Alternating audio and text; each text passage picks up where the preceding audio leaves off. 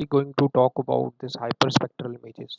So this hyperspectral image is not a simple RGB image. The RGB image contains the band from a visible region that is from 400 to 700 nanometers. But this hyperspectral image contains the band from all of the electromagnetic spectrum. Okay, so this hyperspectral images is containing reflectance value from captured across all the electromagnetic spectrum. This electromagnetic spectrum contains the regions like UV, ultraviolet, infrared, microwave regions.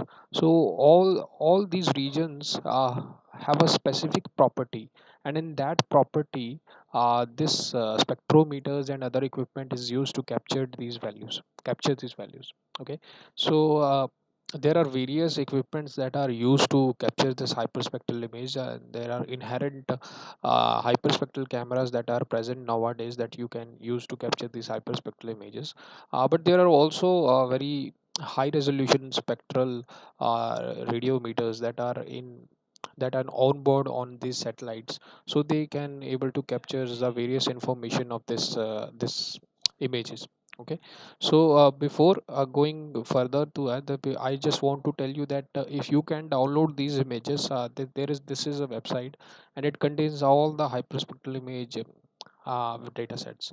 You can download and see it for yourself. Okay, so I just want to visualize this image. So I just want to visualize this in NV. So this is an NV tool, and this is a very good tool to visualize this images. Okay, so just I am opening this hyperspectral image. uh, these are all the hyperspectral image data set, and I'm just opening one image, that is cuprite. That image is captured from a virus sensor. It looks like this is a simple RGB image, but the NV software just pre-process this image in RGB band, so we will be able to view this, okay, in three bands, because we can see in three bands only. That is why this NV just pre-process this image in three bands so that we can see it. Okay, so if you want to just see that this image contains around 224 bands, because a iris sensor captures the image in 224 bands, you can see it for yourself. Okay, so if you go to this profile and just press on this spectral, if I click on this point, just see here there are various type of a graph is drawn. Okay, so if I just change it to index axis, so this x-axis is like 224 values, and this 224 values represent the 224 bands that is captured in different regions of electromagnetic spectrum. Okay, so this iris sensor can capture 224 bands, and these are all you are seeing that these are all the reflectance values. Okay, so if you just do the wavelength, the values are like this. Okay, if you can also export this data set, if you want to see it clearly, just I'm exporting this into NV plot here. So in the desktop here, so if I just go into the desktop and see this NV plot, you can see uh, that there will be around to this is the x and y axis on which our point rests. So that is a point where I clicked. So that is the corresponding value. The first column contains the wavelength, and the second contains the specific values, reflectance value, that are captured from this. Okay, if you want to visualize this is another tool, this is also possible. There's a MATLAB tool to visualize this. Okay, so this is the data set, and I have downloaded from this site, this Indian Pines data set. Okay, so if you want to visualize this image, you can easily visualize this. Just press, I just loaded this data set here. Okay, so I'm just putting this data set in another variable like a. Now if you want to visualize this, that how many values that this image contains, like 145 cross 145 cross 200 values. Okay, so the 200 is in z axis, so it is also captured by a very sensor, but the 224 values are being erased from it because it contains some noisy band. So this is a corrected image, that is why it is written like Indian Pines corrected. Okay, so if you want to see this in the z axis, you can just go like this. Okay, if I just press this, you can see that this band, this is the this this is the first band.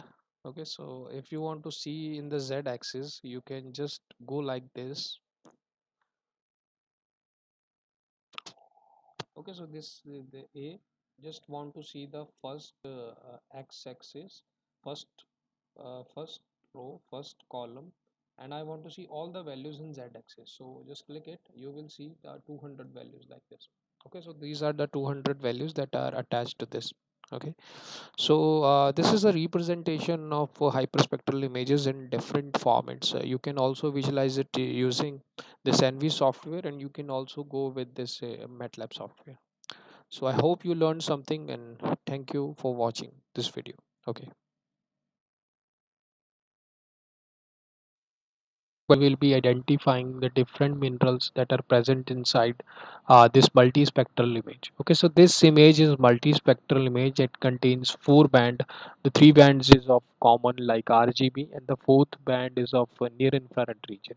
Okay, so firstly you have to generate a spectral signature of this image here. So if you want to identify a very uh, particular point, you just go here in the display and press profile and press spectral name. Okay, so suppose I want to generate a profile of this. Uh, it will draw the spectral values on the graph here. Okay, so as I'm changing this, as you can see, the values are also changing here. So this x-axis is of wavelength. You can also change it to index. So this index identifies that there are four bands here. So first three bands are of RGB nature, and the fourth band is of the near infrared region. Okay, so I just leave it to the wavelength here. So I just want to identify this tree here. So it will be, I think, close to the green vegetation or something green like it. Okay, so just go here and type Thor here. So there is a module called Thor material identification. Just double click it. This contains a very vast number of libraries that is inbuilt in this software. So as you can see, many USGS libraries are also present, as well as NASA JPL libraries are also present, as well as there the all also there are many libraries. Okay, so just press this select signature, and this is the same signature that I have generated here. So then just this is the x-axis and y-axis of this signature. Okay, so just pressing OK, and it will compare this signature and to against these libraries. Okay, so it will generate the result here. So this is based on a simple cosine angle similarity measure, and it just uh, take the two signatures and input that into a cosine angle similarity formula. Okay, so the corresponding values are here, and the difference between this and this is very small. As you can see that this is a green vegetation here. Okay, so this is the application of this Thor material identification, and it is based on cosine angle similarity. Thank you. I'm going to tell you that how to map your GPS points on a map. Okay, so these are some GPS points that I've collected. These GPS points correspond to a European Union area, and you can see that this is a longitude and latitude of this GPS or coordinates. Okay, so just I have make a random list of it. Okay, so this list I'm going to project it on a map. Okay, so make sure that you have downloaded this map here. This is a map of the whole world, and it contains this TM world borders. It contains all the borders. Okay, so just fire up your ArcGIS. Okay, after this ArcGIS, I have to drag and drop this file. So this file contains all the world borders here. You can easily see this. Okay, so just press here and a blank scene. After that, just drag and drop this on this. Okay, it will take some time to load depending on your processing power of your machine. Okay, so just correct this orientation. After loading this image, you just have to go here. In this you will see sorry, here in the screen layers there is a data, and in this data you just have to put the data that I have shown you in the starting of this. Okay, so these are the GPS points. Okay, so just go here and again press on this GPS, and again press on this display XY data. Okay, so by pressing it, it will ask you the X field and what is the X field and what is the Y field. So I know that this X field is the longitude and this Y field is the latitude. So I just press it and just make sure that that this coordinate system is this GCS WGS 80 1984.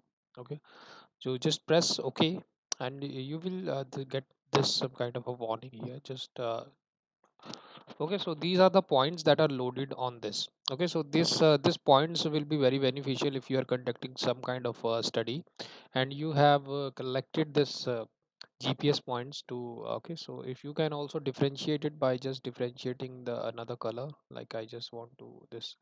Okay, so you can also manipulate the shape of this points. Okay, so these are a simple diamond shape. If you want to just do another shape like this dot, this circle, you can also go for this. Okay, so this is where you can also change the style of this point. Okay, so in this so thank you for watching. In this tutorial you have learned how to map your uh, Excel file containing the GPS points on the coordinate maps. Okay, thank you.